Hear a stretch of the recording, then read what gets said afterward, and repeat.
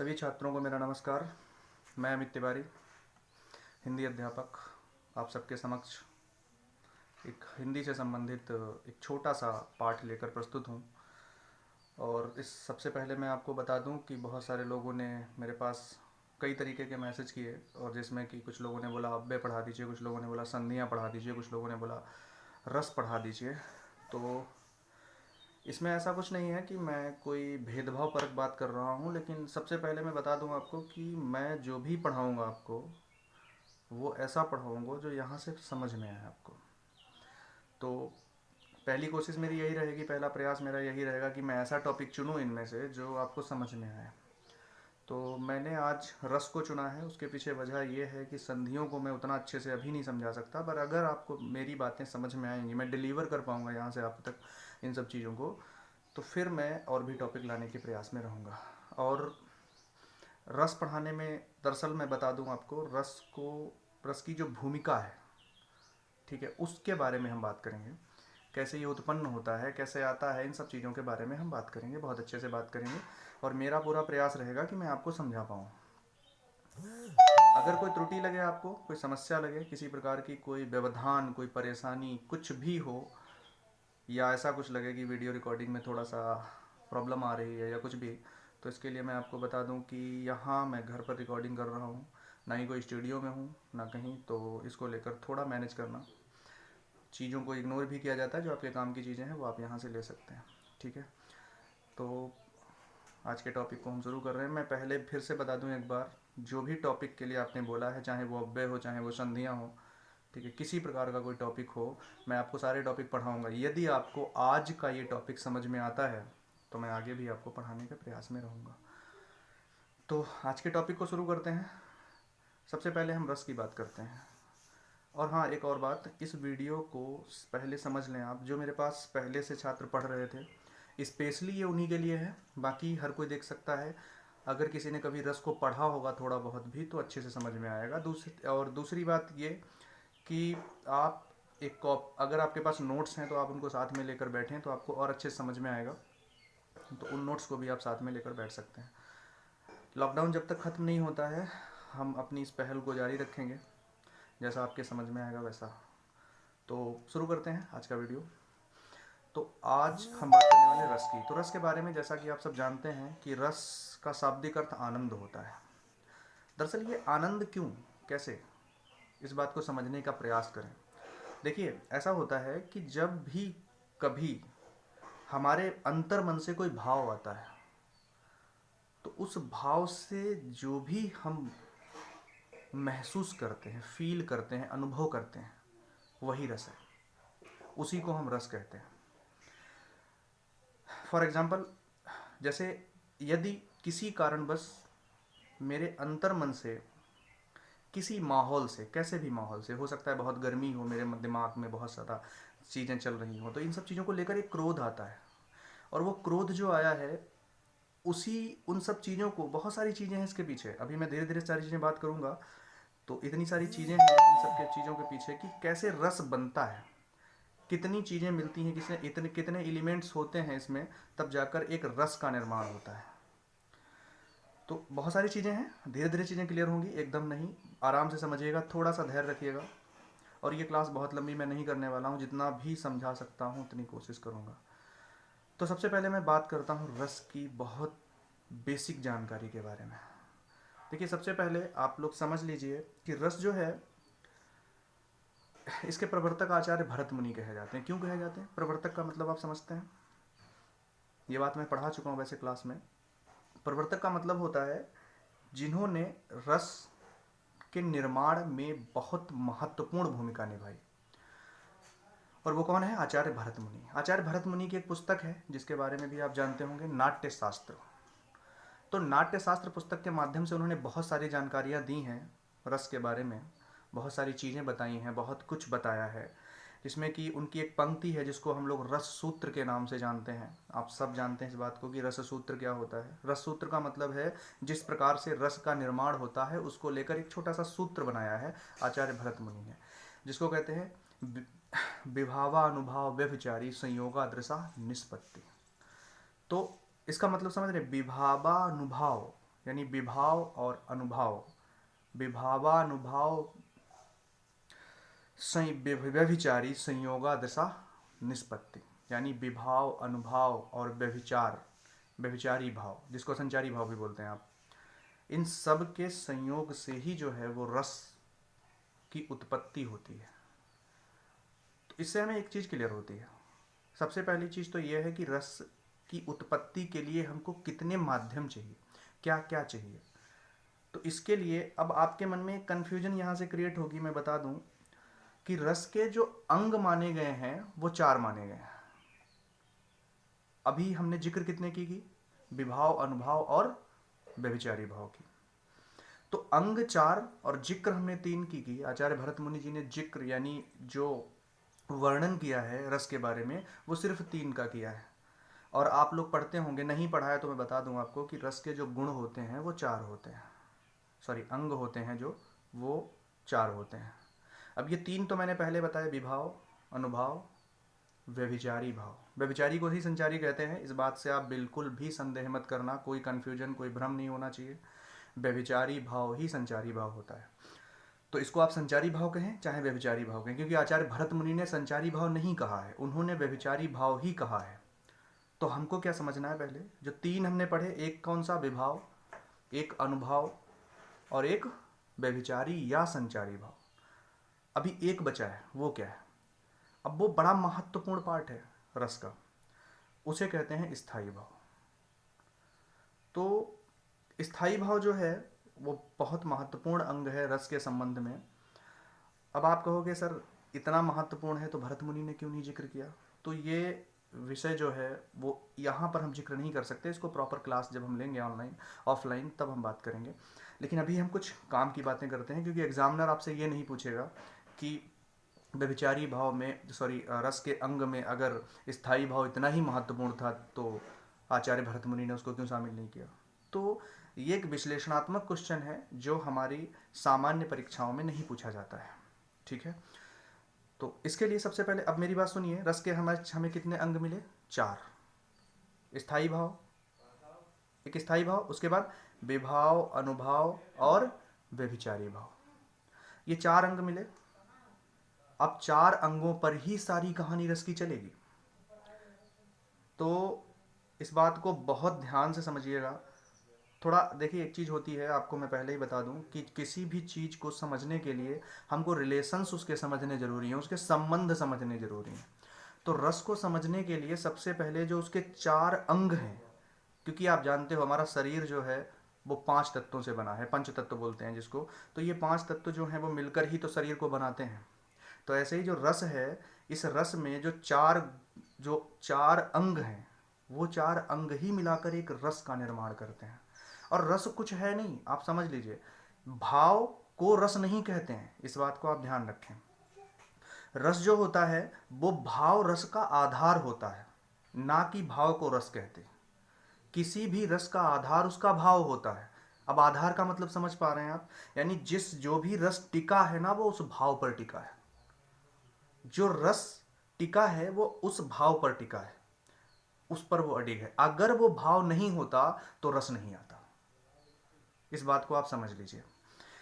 अब हम बात करते हैं, देखिए एक एक चीज समझेंगे। एक बात ध्यान रखिएगा, मैंने पहले भी बोला था, यदि कोई त्रुटि आपको लगती है, आपको ऐसा लगता है मैं फास्ट जा रहा हूँ, आपको ऐसा लगता है मैं स्लो जा रहा हूँ, आपको ऐसा लगता है मैं बार बार चीज़ों को रिपीट कर रहा हूँ, तो इन सब चीज़ों को आप प्लीज़ इग्नोर करना। क्योंकि मैंने बोला यहाँ प्रॉपर व्यवस्था नहीं है। मैं किसी प्रकार का वीडियो कटिंग या फिर मैं वीडियो को एडिट करके नहीं डालने वाला हूँ। सारा कुछ आपको एकदम ओरिजिनल मिलने वाला है, जैसा मैं यहाँ रिकॉर्ड कर रहा हूँ वैसा। तो आपको बता दें, थोड़ी गर्मी ज़्यादा है यहाँ, तो ये मत सोचिएगा, इन सब चीज़ों में थोड़ा लग भी रहा होगा, आपको पता चल रहा होगा। तो अब हम बात करते हैं रसों की। तो रस में हमने सबसे पहले समझा कि रस के प्रवर्तक कौन है? आचार्य भरत मुनि। आचार्य भरत मुनि का एक रस सूत्र है, विभावा अनुभाव व्यभिचारी संयोगा दृशा निष्पत्ति, यानी विभाव, अनुभाव और व्यभिचारी भाव। व्यभिचारी भाव को ही संचारी भाव कहते हैं। मैं फिर से बता दूं आपको, इन विभाव, अनुभाव और व्यभिचारी भाव, यानी इन 3 अंगों के मिलने से ही रस की उत्पत्ति होती है, ऐसा हमारे भरत मुनि जी ने बोला, जिनको हम रस का प्रवर्तक मानते हैं। लेकिन उन्होंने एक अंग का जिक्र नहीं किया, जिसे हम बोलते हैं स्थाई भाव, बड़ा ही इंपॉर्टेंट है वो। अब हम बात करेंगे स्थाई भाव की। तो स्थाई भाव के बारे में थोड़ा सा बात कर लेते हैं। स्थाई भाव दरअसल पूरी भूमिका है भाव की। मुख्य भाव जो होता है वो स्थाई भाव ही होता है। विभाव, अनुभाव, व्यभिचारी भाव या संचारी भाव, ये सारे जो हैं वो स्थाई भाव को बनाते हैं। स्थाई भाव को बनाने में इन सब की भूमिका होती है, इन सब का कार्य होता है। तो अब इस बात को हम समझते हैं कैसे क्या होता है। तो कुछ चीज़ें हमें फिर से रिपीट कर दूं आपको। प्रवर्तक भरत रस के कौन? आचार्य भरत मुनि। रस के अंग कितने होते हैं? 4। कौन कौन से? विभाव, अनुभाव, व्यभिचारी भाव और स्थाई भाव। तो ये 4 हमारे क्या हैं? अंग रस के हैं। और रस सूत्र जो भरत मुनि जी का है वो क्या है? विभावा, अनुभाव, व्यभिचारी, संयोगा, दृशा, निष्पत्ति। अब थोड़ी सी कहानी हम और आगे बढ़ाते हैं, तो रसों के बारे में थोड़ा और समझते हैं। अब आप सोच रहे होंगे सर आपने एक चीज़ नहीं बताई कि बार बार आप बता रहे हो रस कितने होते हैं। तो मैं आपको बता दूं कि रसों की जो संख्या है वो बड़ी डिस्प्यूटिंग है। इस पे बड़े मतभेद हैं कई सारे विद्वानों के। लेकिन अब आप कहोगे सर क्या एग्ज़ाम में नहीं बताना है? तो एग्ज़ाम में तो बताना ही पड़ेगा आपको, एक फिगर तो बताना ही होगा। अब वो कौन सा बताना होगा ज़रा समझ लीजिए। सबसे पहले तो मैं बता दूं आपको, रस जो होते हैं वो 9 होते हैं। मुख्य बात, रस कितने होते हैं? 9। 9 रसों के अलावा और कोई रस नहीं होता है। अब आप कहोगे सर ये कैसे? इस पर हम थोड़ा आगे चर्चा करेंगे। जब आगे हम बात करेंगे तो हम बताएंगे आपको 9 रस ही क्यों होते हैं, 9 रस के अलावा क्यों नहीं होता। क्योंकि आप लोगों ने तो कई बार 11 पढ़ा होगा, रस 2 और पढ़ डाले होंगे, तो उन पर भी हम बात करेंगे कि वो कैसे नहीं होते हैं। उन पर हम आगे बात करेंगे। अभी हमको बात करनी है सिर्फ रस 9 होते हैं। लेकिन इसमें एक और बड़ा इंटरेस्टिंग बात है, रस तो 9 होते हैं, लेकिन आचार्य भरत मुनि ने जो रसों की संख्या मानी है वो सिर्फ 8 मानी है। कन्फ्यूजन, यहाँ से कन्फ्यूजन बनती है। रसों की संख्या कितनी मानी भरत मुनि ने? 8। रसों की संख्या कितनी होती है? 9। कुल रस कितने होते हैं? 11। समझिएगा, रिलेशंस यहाँ बिठानी है हमको, संबंध बनाने हैं हमको। तो सबसे पहले समझिए, आचार्य भरत मुनि रस के प्रवर्तक। भरत मुनि ने रसों की संख्या कितनी मानी? 8। भरत मुनि का रस सूत्र क्या है? विभावा, अनुभाव, व्यभिचारी, संयोगा, दृशा, निष्पत्ति। भरत मुनि ने रस में किस अंग को शामिल नहीं किया? अभी थोड़ी देर पहले मैंने समझाया था आपको कि भरत मुनि ने अपने रस सूत्र में सिर्फ 3 चीजें बताई हैं, विभाव, अनुभाव और व्यभिचारी भाव। तो ये 3 ही चीजें आचार्य भरत मुनि जी ने बताई हैं। तो चौथा कौन सा शामिल नहीं किया? स्थाई भाव। तो स्थाई भाव को आचार्य भरत मुनि जी ने अपने रस सूत्र में शामिल नहीं किया है। अब बात करते हैं, तो इन सब चीज़ों पर हम थोड़ा डिटेल में बात करेंगे। लेकिन आगे मैंने पहले बोल देना है आपको कि ये सब जो मैं समझा रहा हूँ, अभी किसी प्रकार का कोई उदाहरण नहीं बताने वाले हम रस के बारे में। ये एक भूमिका है रस की। रस कैसे बनता है, रस कैसे आता है, ये है क्या दरअसल, वास्तविकता इसकी जानने की कोशिश करिए आप लोग, और उसको मैं समझाने के पूरे प्रयास में हूँ। ठीक है, अब हम आगे बात करते हैं। तो अब हम रस की बात करते हैं। तो रस में जो अंग हैं इसके, इन पर बात करते हैं। इसमें हमने क्या बोला? जो रस सूत्र के हिसाब से चलेंगे तो विभाव। अब ये विभाव क्या है दरअसल, इस ये है क्या, इसके बारे में इसको क्या कहेंगे? परिभाषित कुछ नहीं करना है, ना ही कोई परिभाषा समझनी है, बस आपको ये समझना है ये है क्या। दरअसल विभाव जो है वो स्थाई भाव प्रकट करता है। स्थाई भाव का निर्माण विभाव ही करता है। ये कैसा है, ये क्या है? देखिए, विभाव जो है इसके 2 प्रकार हैं। इसके 2 प्रकार हैं विभाव के, एक आलंबन और एक उद्दीपन। अब ये आलंबन क्या है और उद्दीपन क्या है, ध्यान से समझिएगा। विभाव के 2 प्रकार हैं, आलंबन और उद्दीपन। आलंबन क्या होता है और उद्दीपन क्या होता है, इस पर भी हम बात करते हैं। सबसे पहले समझ लीजिए, विभाव जो है वो किसी भी स्थायी भाव को प्रकट करने में सहायक है। समझ रहे हैं मेरी बात को? विभाव जो है वो किसी भी स्थायी भाव को प्रकट करने में सहायक है, और इसके दो प्रकार होते हैं, आलंबन और उद्दीपन होते हैं। अब आप एक बात बताओ मुझे, बहुत छोटी सी बात है, जैसे आपको एक छोटा सा वर्णन समझाते हैं। जिस समय वाटिका में सीता स्वयंवर के समय, आप जानते हैं स्वयंवर का समय जब होता है तो ऐसा नहीं है कि चौबीसों घंटे स्वयंवर चलता है या हर समय, उसका भी एक पर्टिकुलर टाइम होता है, उस टाइम ही कार्य होता है। उसके अलावा बाकी जितने भी योद्धा या राजा आते हैं वो बाकी अपने कार्य, जो भी घूमना फिरना है, टहलना है, वो सब करते हैं। तो ऐसे ही भगवान श्री राम जब घूम रहे थे, टहल रहे थे, तो उन्होंने उपवन था एक, उस उपवन में सीता माँ को देखा। जब सीता को देखा तो सीता को देखते ही, उन जैसे ही उन्होंने सीता को देखा वैसे ही उनके मन में प्रेम जागृत हुआ। अब जरा समझिएगा बात को। अगर भगवान श्री राम वहां पर किसी पेड़ को देख रहे होते, या साधारण से किसी पुष्प को देख रहे होते, या सामान्य से चल रहे होते, क्या ये प्रक्रिया होती? नहीं होती। तो इन सब चीजों के पीछे वजह क्या है? सीता। तो ये जो आलंबन मैंने बोला आपसे, ये दो प्रकार का होता है। अब आलंबन अगर ना होता तो स्थायी भाव नहीं आता। आलंबन अगर नहीं होता तो स्थायी भाव आने का कोई और माध्यम ही नहीं है।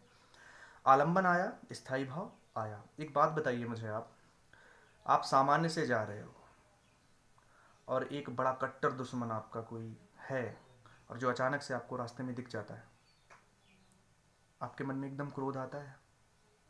क्यों आया वो क्रोध? और वहीं पर आपका कोई बड़ा हितैषी, प्रेमी, स्नेही, कोई ऐसा जन जो बहुत प्रेमी है, हितैषी है, वो मिलता है तो आपको एक प्रेम आता है। वो क्यों आया? एक और घटना, अगर आप कहीं बहुत घिनौना कुछ देख लेते हो तो आपके अंदर बड़ी अजीब सी फीलिंग्स आती हैं, बड़ा अजीब सा भाव आता है। क्यों? किस लिए? अगर हम हमारे, या हमारे किसी भी, हमारे साथ कोई ट्रेजेडी होती है, कोई दुर्घटना हो जाती है तो बड़ा दुख होता है। क्यों? अगर हम किसी अपने जो हमसे बहुत दूर चला गया है उसको याद करते हैं तो हमको रोना आता है। क्यों? इन सब के पीछे वजह है विभाव, और विभाव का वो आलंबन विभाव। यही तो है जो ये फोर्स, जो ये क्या कर रहा है, ये स्थायी भाव का निर्माण कर रहा है। स्थायी भाव समझते हैं, प्रेम एक स्थायी भाव है। अब समझिए, जो आलंबन है वो दो प्रकार के होते हैं। एक होता है विषय आलंबन और एक होता है आश्रय आलंबन। अभी मैंने आपको एक उदाहरण बताया था कि जब राम ने सीता को देखा तो सीता को देखने के बाद उनके हृदय में प्रेम जागृत हुआ। अगर सीता वहां पर ना होती तो क्या प्रेम जागृत होता? एक दुश्मन यानी शत्रु जिसे आपने देखा, आपके अंदर क्रोध जागृत हुआ, तो शत्रु अगर वो आपके समक्ष ना होता तो क्या आपके अंदर वो क्रोध जागृत होता? समझ रहे हैं आप मेरी बात को? तो इसका मतलब ये है कि ये जो सामने वाला है ना, वो आलंबन है। उसी की वजह से आपके हृदय में, आपके हृदय से वो भाव जागृत हो रहा है जो स्थायी भाव है। स्थायी का मतलब होता है ठहरा हुआ, ऐसा भाव जो सदैव विद्यमान रहे, वो कभी हटता नहीं है, वो हमेशा हृदय के अंदर है, लेकिन उसको बस मौका चाहिए। जैसे ही मौका मिलेगा वो तुरंत बाहर आ जाएगा। जैसे ही मौका आप देंगे उसको, वो तुरंत बाहर आएगा। और वो मौका कौन देगा? वो देगा विभाव। वो विभाव है जो उस माचिस की तीली का काम करेगा जिससे आग लगेगी। समझ रहे हैं बात को?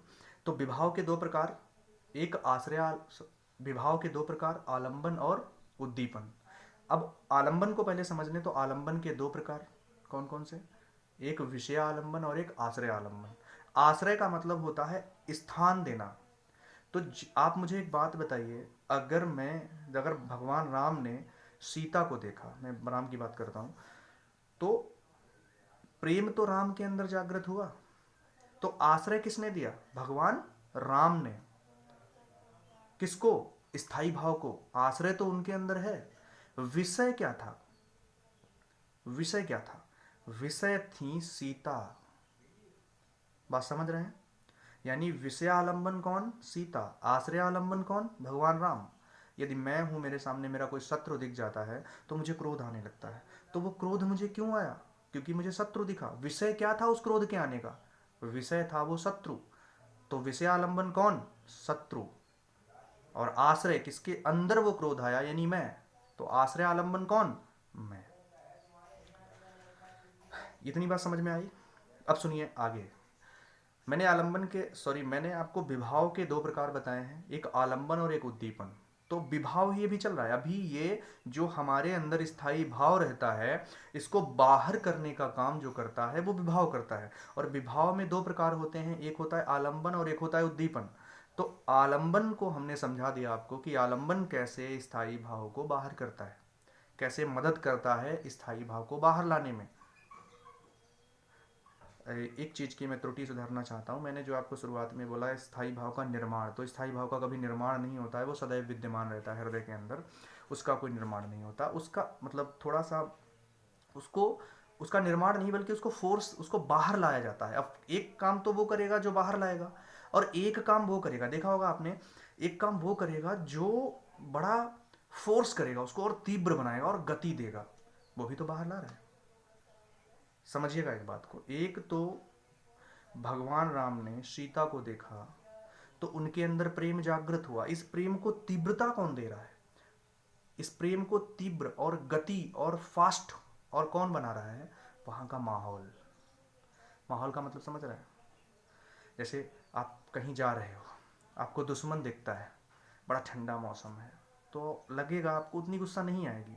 लेकिन अगर धूप है बहुत तेज, गर्म गर्म गर्मी है बहुत ज़्यादा, तो आपको गुस्सा का स्तर जो है, आपके क्रोध का स्तर जो है वो बढ़ जाएगा। तो वो क्यों बढ़ा? क्योंकि माहौल वैसा था। प्रेम की अगर हम बात करें तो प्रेम में जो माहौल है वो प्रेम जो होता है उसका स्तर, यानी उसमें तीव्रता माहौल के हिसाब से आती है। अब उद्दीपन के बारे में समझिए। उद्दीपन क्या होता है? पहला तो आलंबन समझ में आया, फिर उद्दीपन। आलंबन का मतलब है भाव को बाहर लाना, स्थायी भाव को बाहर लाना। अब वो कैसे आया? कि हमने सामने किसी को देखा, अब जबकि जिसको देखा तो उसको देखने के बाद हमारे अंदर से वो भाव बाहर आया, और मेरे अंदर से आया चूंकि, तो मैं भी तो उसमें शामिल हूँ, और जिसको देखकर मेरे अंदर से भाव बाहर आ रहा है तो वो भी शामिल है। तो ये दोनों पार्ट हैं किसके? आलंबन के। अब दो पार्ट हैं, अब आपको समझ में आ रहा होगा, एक तो आश्रय आलंबन और एक विषय आलंबन। आश्रय आलंबन कौन? मैं। और विषय आलंबन कौन? वो जिसको मैं देख रहा हूँ। अब उसके बाद आता है दूसरा, जो है उद्दीपन। विभाव का ही एक दूसरा भाग जो है उद्दीपन। उद्दीपन का उद्दीप्त करना, तीव्र गति प्रदान करना, फास्ट करना। यानी जो हमारे हृदय से भाव बाहर आ रहा है उसको और गति देना, और फास्ट और तीव्रता प्रदान करना, ये काम किसका है? उद्दीपन विभाव का। जैसे आप सब जानते हैं, जैसे कोकिल कूजन, कोयल कूंज रही है, चांदनी रात है, ठंडी ठंडी हवाएं चल रही हैं, फूलों की खुशबू, सुंदर उपवन, ये सब माहौल बनाते हैं। और यही माहौल को तीव्र, इन्हीं का तो काम है। यही तो फोर्स करके उस भाव को, स्थायी भाव को फोर्स कर रहे हैं, तीव्र कर रहे हैं। बाहर लाने का किसने काम किया? आलंबन ने। और उद्दीपन क्या कर रहा है? उसको तेज कर रहा है, गति प्रदान कर रहा है और तीव्रता प्रदान कर रहा है। तो आपको एक चीज़ समझ में आई होगी स्थायी भाव के बारे में। स्थायी भाव क्या है? हमारे सदैव मन में विद्यमान रहता है, और स्थायी भाव को बाहर निकालने का काम कौन करता है? वो करता है विभाव। और विभाव क्या है? विभाव के दो पार्ट हैं, आलंबन और उद्दीपन। तो आलंबन का काम है स्थायी भाव को बाहर निकालना। वो कैसे निकालेगा? वो खुद तय करेगा किससे कैसे निकलना है। जैसे आपके मन में क्रोध बड़ा भरा है, क्या होता है, आपने देखा होगा कई बार हमारे साथ कोई दुर्घटना हो चुकी होती है, और उस दुर्घटना के बारे में अचानक से हम कुछ देख लेते हैं, या कुछ उसको देखकर या फोटो या कुछ भी याद करते हैं, तो हमें एकदम दुख होने लगता है। अगर वो चीज़ें सामने ना आती तो आपके अंदर दुख नहीं होता, आपको करुणता, आपको बहुत ज़्यादा शोक नहीं होता। वो क्यों हुआ? क्योंकि सामने आपने कुछ देखा। समझ रहे हैं? तो इसका मतलब है कि वो जो सामने है उसका हाथ है आपके अंदर के स्थायी भाव को बाहर लाने का, और आप स्वयं भी हैं, क्योंकि आपके अंदर भी तो है, तो आप भी इसमें हैं इन्वॉल्व, और वो जो सामने है वो भी इन्वॉल्व है। तो वो जो सामने है वो विषय है, जिस विषय के कारण आपका भाव बाहर आ रहा है, और आप जो हैं वो आश्रय हैं क्योंकि आपके अंदर से भाव जा रहा है बाहर। बाहर जा रहा है उस पर भी बात करेंगे। बाहर का मतलब ऐसा नहीं कोई वस्तु है जो बाहर फैल रही है, ऐसा भी कुछ नहीं है, उस पर हम बात करेंगे कैसे बाहर आएगा। अब सुनिए, विभाव तक हम पहुंच गए। अब हम आते हैं नंबर 3 पर। थोड़ा वीडियो को मैं ज़्यादा से ज़्यादा 35 मिनट तक रखूंगा, इससे ऊपर नहीं रखूंगा, लेकिन पूरा जरूर देखिएगा, बड़ा मैं इंटरेस्टिंग बनाऊंगा टॉपिक को थोड़ा। तो अब बात करते हैं किसकी, आगे। विभाव हो गए, अब आता है अनुभाव। ध्यान से समझिएगा, मैंने अभी क्या बोला था थोड़ी देर पहले जब शुरुआत की थी मैंने इस लेक्चर की, मैंने बोला था कि भरत मुनि ने अपने रस सूत्र में लिखा था विभावानुभाव व्यभिचारी संयोगादृशा निष्पत्ति, यानी विभाव, अनुभाव और व्यभिचारी भाव के। तो अभी हमने विभाव कंप्लीट कर लिया, कैसे रस की उत्पत्ति हो रही है, अभी हम उसी पर प्रोसेस में हैं। तो अब हम आते हैं अगले अनुभाव की तरफ।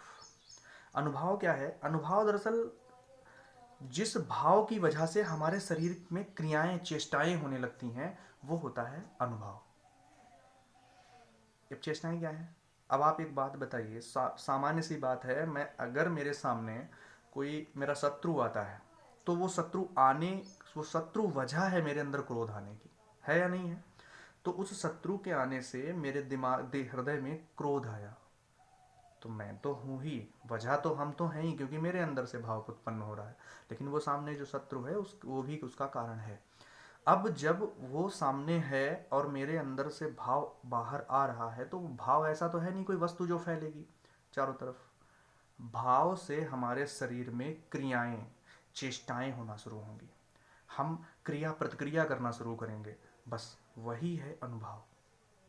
यानी जिस भाव से, स्थायी भाव के कारण हमारे शरीर, यानी हमारे शरीर से जो क्रियाएं होती हैं, जो जो विकार या चेष्टाएं होती हैं, वो ही क्या है? अनुभव है।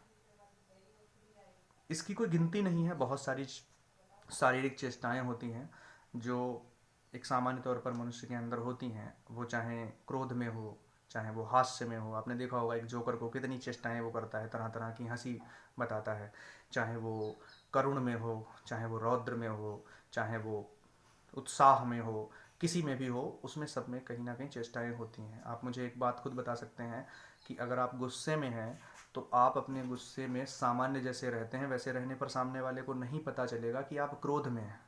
जैसे ही आपके हृदय से क्रोध बाहर आएगा, क्रोध मतलब स्थायी भाव, किसका? रौद्र रस का। तो जैसे ही क्रोध बाहर आएगा, वो आया क्यों? क्योंकि उसके पीछे कोई ना कोई विभाव का कारण रहा होगा, मैंने जैसा कि अभी आपके पीछे बताया।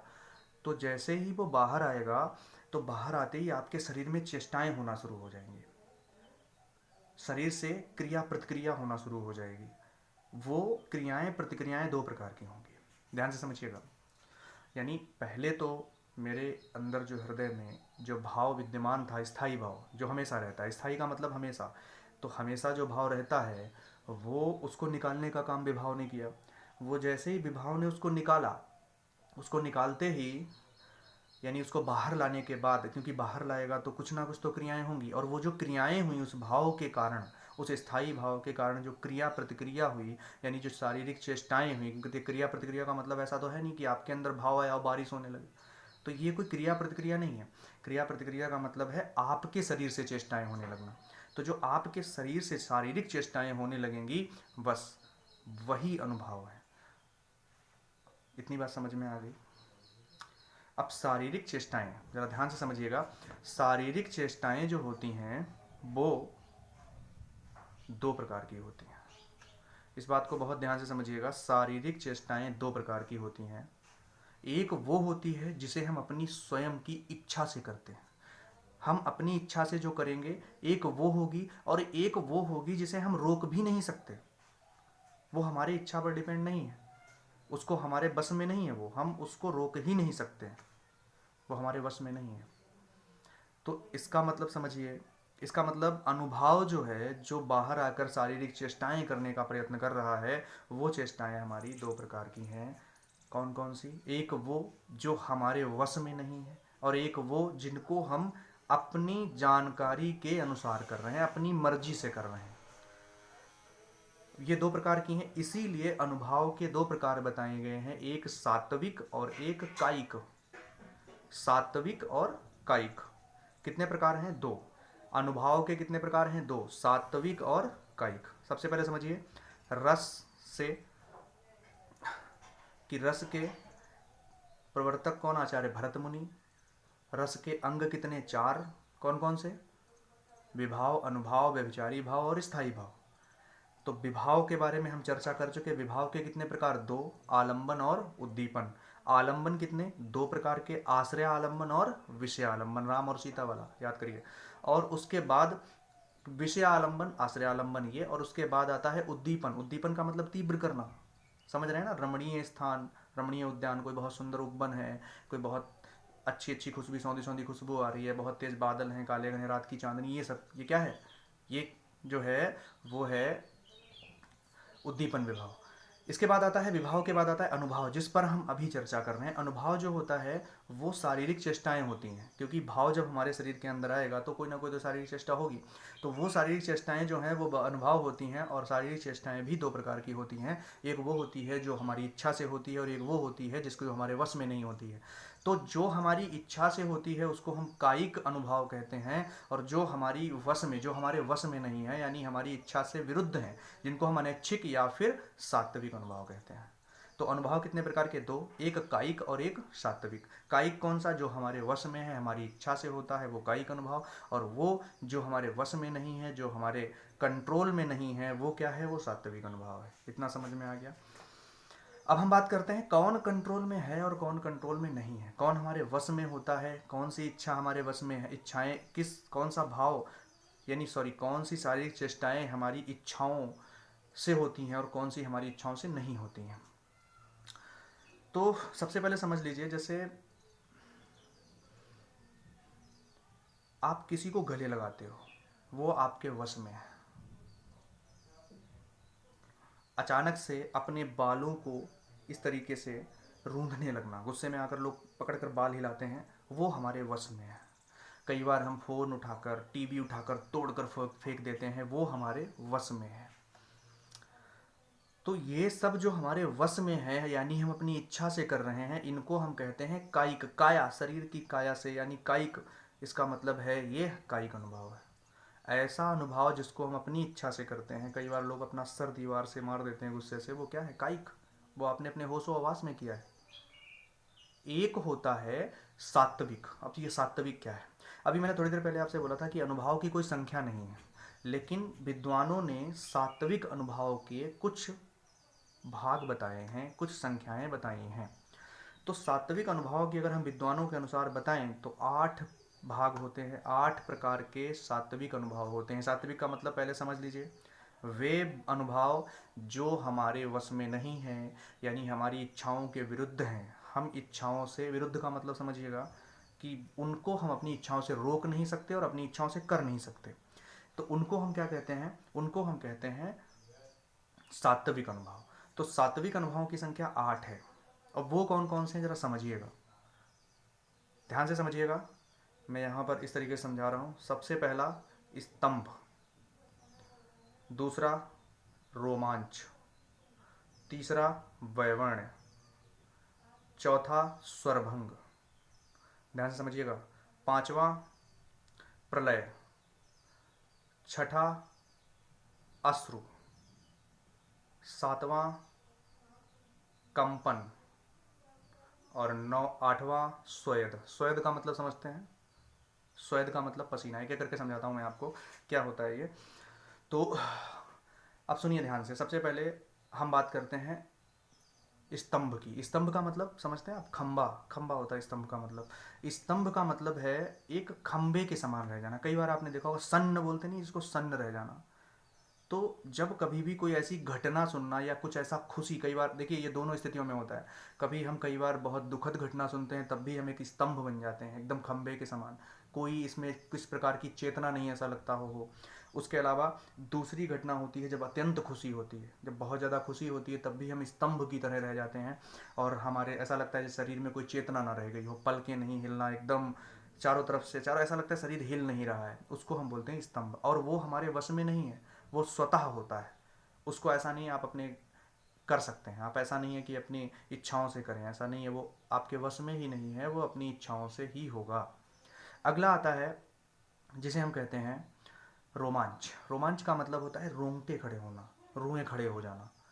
कई बार ऐसा होता है जब आप डर जाते हैं हम, तो उससे हमारे रुएं खड़े होते हैं। कई बार जब हम रति के स्थिति में होते हैं, रति का मतलब एक अवस्था प्रेम की, तो उस स्थिति में जब होते हैं तब भी हमारे शरीर के ये रुएं खड़े होते हैं। तो इनको हम, ये भी हमारे बस में, ऐसा नहीं है आप खड़े खड़े अभी कहो नहीं है वो ऐसा कर लूँगा मैं ऐसा हो जाएगा, ऐसा कुछ नहीं है, ये आपके बस में है ही नहीं। तो इसको हम क्या कहते हैं, रोमांच। इसके बाद आता है वैवर्ण। वैवर्ण का मतलब समझते हैं?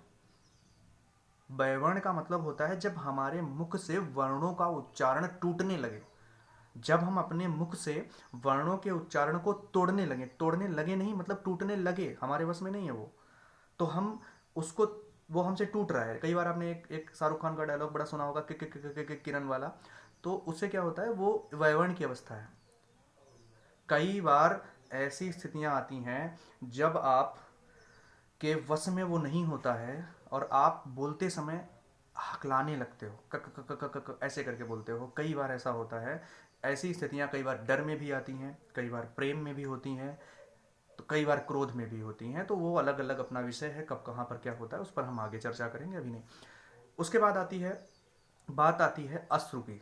अश्रु का मतलब आंसू। आंसुओं को आप रोक नहीं सकते और आंसुओं को आप जबरन निकाल भी नहीं सकते। ये भी कभी भाव से ही आएगा। जब आपके अंदर बहुत करुण, बहुत शोक, दुख है, तब भी अश्रु आते हैं। कई बार प्रेम में कोई बहुत दिनों के बाद मिलता है तब भी अश्रु आते हैं। कई बार बच्चे वात्सल्य के प्रेम को लेकर भी अश्रु निकलते हैं। तो ये अश्रु को आप रोक नहीं सकते, आंसुओं को आपके वश में नहीं है, वो स्वतः होंगे, स्वतः आएंगे, स्वतः जाएंगे। इसके बाद आता है जिसके बारे में हमने कहा, स्तंभ, स्वरभंग, स्वरभंग। स्वरभंग का मतलब है जब आपकी जबान लड़खड़ाने लगे, जब आपके स्वरों में भंग, यानी स्वरों, जबान का लड़खड़ाना। कई बार आप कुछ बोलना चाह रहे हैं, कुछ बोल जा रहे हैं, कुछ भी कई बार बोल नहीं पा रहे हैं, तो ऐसी स्थिति को हम स्वरभंग कहते हैं। ये भी हमारे वश में नहीं होती है। उसके बाद आता है कंपन। कंपन का मतलब है, देखा होगा आपने कि कई बार जब हम डर में होते हैं, भय में होते हैं, यानी हमारे अंदर भय जो है वो स्थायी भाव है, वो बाहर आ रहा है। वो कैसे आ रहा है? कई बार भूत देखकर। तो भूत क्या है? वो है आश्रय आलम्बन, विषय आलम्बन, और हम क्या है? आश्रय आलम्बन, विभाव वाले, ध्यान रखना। तो भूत को देखा, रात, काली अंधेरी रात है, वो क्या है? वो है उद्दीपन, वो उस डर को और तेज कर रहा है। अगर वो दिन में होता तो वो डर नहीं तेज होता, वो और उस भय को और बढ़ा रहा है, तो उसको हम कहेंगे उद्दीपन विभाव। उसके बाद वो भूत देखकर हमारे हाथ पैर कांप रहे हैं, हम कांपने लगते हैं, तो उस स्थिति को हम कांपने की, कंपन की स्थिति को हम अनुभाव कहेंगे, क्योंकि उस भाव, यानी स्थायी भाव, जो भय बाहर आया है, उस भय से ही हमारे हाथ पैर कांप रहे हैं। तो उस स्थिति को हम क्या कहेंगे? स्थायी, अनुभाव। और अनुभाव वो कौन सा? सात्विक अनुभाव, कंपन। उसके बाद स्वेद, पसीना, ये भी अपने वश में नहीं है, ये स्वतः होगी क्रिया। पसीना आना ये भी स्वतः है। और उसके अलावा मैंने आपको बताया और भी, जैसे प्रलय, बेहोश हो जाना, आप एक बेहोशी की जैसी अवस्था हो जाना, ऐसी स्थिति को भी हम अपने वश से नहीं कह सकते, ये मेरे वश में नहीं, हमारे वश में नहीं होती है, ये स्वतः होती है। ठीक है, तो इस तरीके से होता है। ये 8 प्रकार के होते हैं। हालांकि कुछ विद्वानों ने एक और 9वां जोड़ा है जिसको जरम्भा बोलते हैं, जम्हाई। जम्हाई आप सब जानते हैं, जब ऐसे करके हम बोलते हैं तो ये जम्हाई है, जरम्भा है ये। तो इसको जोड़ने का प्रयास किया, वैसे आपको ये लगाना नहीं है वरना 9 हो जाएंगे, आपको 8 ही बताने हैं। तो अभी तक की क्लास में हमने कुछ चीज़ें समझी हैं, इस पर हम बात करते हैं। संचारी भाव आप समझ सकते हैं, संचारी का मतलब संचरण करने वाले, और संचरण का मतलब घूमने फिरने वाले। तो ऐसे भाव, व्यभिचारी ही वही होता है और संचारी भी वही होती है। व्यभिचारी व्यक्ति वो होता है जो एक जगह अडिग नहीं रहता है। व्यभिचारी भाव वे होते हैं जो एक जगह अडिग नहीं रहते हैं। अडिग होते तो स्थायी नहीं हो जाते, तो अडिग नहीं रहते हैं वे भाव जो संचरण करते रहते हैं, इधर उधर भागते फिरते रहते हैं, उनको हम क्या कहते हैं? संचारी भाव। जैसे चिंता, निद्रा, स्वप्न, ये सब ऐसे भाव हैं जो कभी आते हैं कभी नहीं आते, कभी आते हैं कभी नहीं आते। तो ऐसे भावों को, ग्लानि, इस तरीके के भाव होते हैं, इनको संचारी भाव या व्यभिचारी भाव कहते हैं। तो ये हमारे होते हैं कौन? संचारी या व्यभिचारी भाव। एक बार फिर से समझिएगा, स्थायी भाव जो है वो सिर्फ और सिर्फ जितने रस उतने भाव, 9 रस तो 9 भाव। स्थायी भाव कितने? 9। अगर 9 रस हैं तो स्थायी भाव 9 होंगे। अब आपके मन में एक प्रश्न चल रहा होगा कि सर भरत मुनि ने तो 8 माने रसों की संख्या, तो फिर क्या भाव भी उन्होंने 8 माने? बिल्कुल उन्होंने 8 माने हैं। तो अगर हम कहेंगे कि भरत मुनि ने जब 8 रस माने तो 8 भाव माने, क्योंकि उन्होंने 9वां रस की जिक्र ही नहीं किया है, उसकी चर्चा ही नहीं की है। एक बार पूरा रिकॉल करते हैं, फिर से ध्यान से सुनिए। रस के प्रवर्तक कौन? आचार्य भरत मुनि। अगली बात करें, रस का रस सूत्र जो है वो आचार्य भरत मुनि ने दिया है। विभावानुभाव व्यभिचारी संयोगादृशा निष्पत्ति। विभावानुभाव व्यभिचारी संयोगादृशा निष्पत्ति। अगला इसके बाद आता है कि रस के अंग कितने होते हैं? तो रस के 4 अंग होते हैं। भरत मुनि ने 3 ही जिक्र किए हैं, चौथा कौन सा नहीं किया है? स्थायी भाव। तो प्रश्न ये नहीं आएगा कि भरत मुनि ने कितने अंग किए, बल्कि प्रश्न ये आएगा कि भरत मुनि ने रस के इन 4 मतलब 4 अंग दिए होंगे, उनमें से किसको भरत मुनि ने रस का अंग नहीं माना है? तो आपको आंसर देना है स्थायी भाव। स्थायी भाव को भरत मुनि ने नहीं जोड़ा है, जबकि जो कि बहुत महत्वपूर्ण पार्ट है किसके? रस के अंगों में। उसके बाद हम बात करें रसों की संख्या की, तो 9 रस होते हैं, भरत मुनि के अनुसार 8 रस होते हैं। एक बार फिर से ध्यान से समझ लीजिए, भरत मुनि के अनुसार 8 रस होते हैं, वैसे रसों की संख्या 9 है। कुल रस पर हम आगे बात करेंगे, अगले वीडियो में हम चर्चा करेंगे कैसे क्या होता है, उस पर हम बात करेंगे। इसके बाद हम बात करते हैं जो ये 4 अंग हैं उनमें सबसे पहले स्थायी भाव। स्थायी भाव कितने होते हैं? 9 रस, तो 9 स्थायी भाव, ठीक है। उसके बाद अगर हम बात करें जो स्थायी भाव 9 है, वो आपको 9 रस में हम एक एक करके समझाते चलेंगे कैसे कैसे होगा। वैसे मैंने आपको बहुत ज़्यादा डीपली तो नहीं, बस बहुत बेसिक चीज़ें समझा भी दी हैं। उसके बाद अगर हम स्थायी भाव के बात करें, विभाव वो होता है जो स्थायी भाव को जागृत करता है। जागृत करने का मतलब ये नहीं है कि निर्माण करता है, निर्माण नहीं, वो तो सदैव विद्यमान है हृदय के अंदर। देखिए, क्रोध आपके अंदर है, प्रेम आपके अंदर है, भय आपके अंदर है, उसको बस निकालने का माहौल चाहिए। वो माहौल अगर मिल गया तो ये मानकर चलिए कि आप भयभीत होंगे, आप डरेंगे, आप भागेंगे, आप दौड़ेंगे। तो ये सब चीज़ें हैं, इन पर हम इसके बाद बात करते हैं। विभाव कितने प्रकार के होते हैं? 2 प्रकार के होते हैं, एक होता है आलंबन और एक होता है उद्दीपन विभाव। आलंबन विभाव वो होता है जिससे कि जो स्थायी भाव है उसको वो बाहर लाता है। आलंबन विभाव का ये काम है स्थायी भाव को बाहर लाना। और वो कैसे आता है? इसके 2 प्रकार होते हैं, एक होता है आश्रय आलंबन और एक होता है विषय आलंबन। आश्रय आलंबन क्या होता है? सीताराम वाला मैंने उदाहरण दिया आपको कि राम ने जब सीता को देखा तो उससे क्या हुआ? तो भगवान राम के हृदय में प्रेम जागृत हुआ। तो क्यों जागृत हुआ? क्योंकि सीता सम्मुख थी। तो सीता कौन है? विषय आलंबन। और जिनके अंदर हृदय में प्रेम जागृत हुआ वो कौन है? भगवान राम। यानी आश्रय आलंबन कौन? भगवान राम। तो समझिए, विभाव कितने प्रकार के? 2 प्रकार के, आलंबन और उद्दीपन। आलंबन कितने प्रकार के? 2 प्रकार के, आश्रय आलंबन और विषय आलंबन। उन पर बात हमने कर ली। अब हम बात करते हैं आगे उद्दीपन पर। उद्दीपन का मतलब होता है उद्दीप्त, गति प्रदान करना, तीव्रता। जैसे आप भय से डर रहे हैं, रात में आप जा रहे हैं अंधेरी रात में, सामने से कुछ आवाज़ें जैसी लग रही हैं, तो आपको डर लग रहा है। तो डर आपको वो कब नहीं लगता? जब आप दिन में जा रहे होते हैं। डर की तीव्र डर तो तब भी लग सकता है, हो सकता है आप अकेले हो तो दिन में भी डरें, लेकिन डर बहुत ज़्यादा कब लगता है? जब आपको अंधेरी काली रात है, कुछ आवाज़ें भी अजीब सी आ रही हैं। तो वो माहौल जो बन रहा है वो किसका काम है? उद्दीपन का। उद्दीप्त करना, गति प्रदान करना, तीव्रता प्रदान करना। यानी कि किसी भी भाव को, स्थायी भाव को जो तीव्रता प्रदान करते हैं, बहुत गति प्रदान करते हैं, उसको और ज़्यादा प्रगाढ़ बनाते हैं, ये काम किसका है? ये काम है उद्दीपन विभाव का। तो ये विभाव हो गए। इसके बाद अनुभाव की बात हमने की थी। अनुभाव 2 प्रकार के होते हैं। अनुभाव का मतलब होता है शारीरिक चेष्टाएं, यानी जो भी भाव हमारे बाहर आ रहा है, जिस भी भाव से हम क्रियाकलाप जो शारीरिक चेष्टाएं कर रहे हैं, वो हमारा क्या है? अनुभाव। अनुभाव 2 प्रकार के होते हैं। एक अनुभाव होता है जिसे हम कहते हैं कायिक अनुभव, एक अनुभव होता है जिसे हम कहते हैं सात्विक अनुभव। कायिक अनुभव का मतलब होता है वो अनुभव जो हमारे वश में है, यानी जो हम अपनी इच्छा से करते हैं।